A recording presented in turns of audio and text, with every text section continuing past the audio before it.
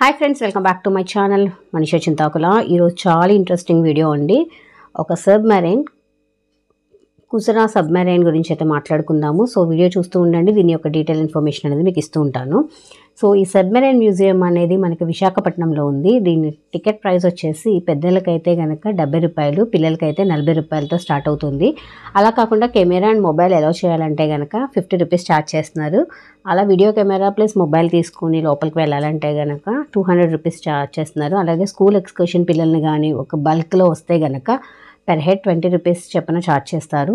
అలాగే ఇక్కడ మనకు ఒక ప్లస్ ఏమిటంటే ఈ సబ్మెరైన్తో పాటుగా దీని ఆపోజిట్లో మనకి 100 మీటర్స్ దూరంలోనే హెలికాప్టర్ మ్యూజియం కూడా ఉంది. ఈ రెండింటికి కలిపి అయితే కనుక మనకి 100 రూపీస్లో అయిపోతుంది. విడిగా అయితే కనుక 70 రూపీస్ ప్లస్ 70 రూపీస్ 140 అవుతుంది. కలిపి తీసుకుంటే కనుక ప్యాకేజ్ లాగా 100 రూపీస్తో అవుతుంది. అండ్ వీటి టైమింగ్స్ వచ్చేసి సాటర్డే అండ్ సండే వచ్చేసి మధ్యాహ్నం 2 గంటల నుండి రాత్రి 8:30 వరకు మాత్రమే అవైలబుల్గా ఉంటుంది. అండ్ రిమైనింగ్ డేస్లో వచ్చేసి మనకి ఉదయం 10 గంటల నుండి మధ్యాహ్నం 12:30 వరకు, అలాగే మధ్యాహ్నం 2 గంటల నుండి 8:30 వరకు మనకి మ్యూజియం అనేది అవైలబుల్గా ఉంటుంది. ఈ సబ్మెరైన్ మ్యూజియం అనేది మనకి ఆర్కే బీచ్లోనే ఉంటుంది, విశాఖపట్నం ఆర్కే బీచ్లో. సో ఈ సబ్మెరైన్ పేరు వచ్చేసి కుసురా, INS కుసురా S-20 ఇండియన్ భారత్ నావికాదళానికి చెందినది. ఇది ఒక జలాంతర్గామి. సబ్మెరైన్ అంటే ఒక జలాంతర్గామి కదా. సో యాక్చువల్గా దీన్ని 1969 డిసెంబర్ 18వ తారీఖున దీన్ని ప్రారంభించడం జరిగింది.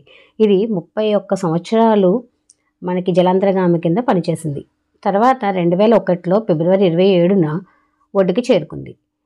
1971లో ఇండియా అండ్ పాకిస్తాన్ వార్లో ఇది ప్రధాన పాత్ర పోషించిందనమాట. 2002 ఆగస్ట్ 9న మన ఏపీ ముఖ్యమంత్రి గారు ఎన్ చంద్రబాబు నాయుడు గారు దీన్ని జాతికి అంకితం ఇచ్చారు. ఆగస్ట్ 24, 2002న దీన్ని ప్రజల సందర్శనార్థం అదే మ్యూజియం కింద దీన్ని ఇక్కడ పెట్టడం జరిగింది.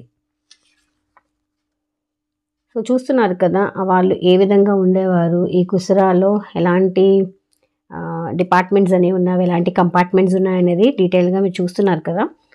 సో ఈ విధంగానే సబ్మెరైన్ అనేది మనకి సముద్రం లోపల ఉంటుంది. బట్ దీన్ని అక్కడ వాళ్ళు సబ్మెరైన్లో ఉండి వాళ్ళ లైఫ్ అంతా అక్కడ స్పెండ్ చేయటం అనేది చాలా చాలా గ్రేట్ కదా.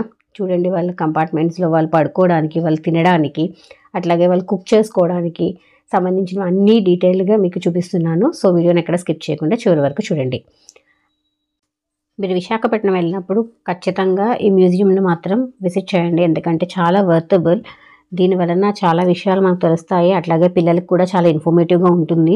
ఎందుకంటే ప్రస్తుతం ఉన్న పిల్లలకి స్కిల్ డెవలప్మెంట్ కోర్సెస్తో పాటుగా ఇలాంటివి చూపిస్తే కనుక వాళ్ళకి అర్థమవుతుంది ఏ విధంగా డిపార్ట్మెంట్స్ అనేవి ఉంటున్నాయి, ఏ విధంగా మనకి సొసైటీలో పీపుల్ వర్క్ చేస్తున్న విషయం కూడా తెలుస్తుంది. తప్పకుండా విజిట్ చేయవలసిన ప్లేస్ ఇది.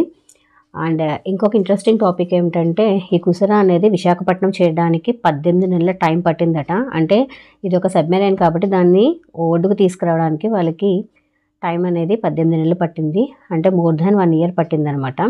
అలాగే దీన్ని ఇక్కడ తీసుకురావడానికి వాళ్ళకి అయిన ఖర్చు వచ్చేసి 55 మిలియన్ రూపీస్ ఖర్చు అయింది. అంటే 55 మిలియన్ల డబ్బులు ఖర్చు అయ్యాయి. అట్లాగే ఈ కుసురా అనేది సబ్మెరైన్ కావటం వలన వాటర్లో ఉంటుంది. అట్లాగే ఇది సముద్రం నీరు అంతా పట్టి సాల్ట్ అనేది అక్యుములేట్ అయిపోతుంది కదా. సో ఈ సబ్మెరైన్కి పట్టిన తుప్పు రస్ట్ పట్టేస్తుంది కదా, ఆ తుప్పు అంతా వదిలించడానికి వీళ్ళకి అయిన ఖర్చు 1.5 మిలియన్ ఖర్చు అయిందట. అంటే ఇంత ఖర్చు పెట్టి వాళ్ళు ఈ కుసురా అనేది ఒడ్డుకు తీసుకొచ్చారు. తీసుకొచ్చిన తర్వాత దీన్ని సందర్శనార్థం మ్యూజియం కింద పెట్టడానికి గల మెయిన్ కారణం ఏంటంటే ప్రతి ఒక్కరికి మన నావికాదళ ఏ విధంగా పనిచేస్తుంది, ఏ విధంగా వాళ్ళు మన ఇండియన్ కోసం ఫైట్ చేస్తున్నారన్న విషయం తెలియాలని చెప్పేసి చాలా వర్తబుల్ ఇది. తప్పకుండా విశాఖపట్నం వెళ్ళినప్పుడు ఈ మ్యూజియంని సందర్శించడం మర్చిపోకండి. ఇది వాళ్ళ వీడియో.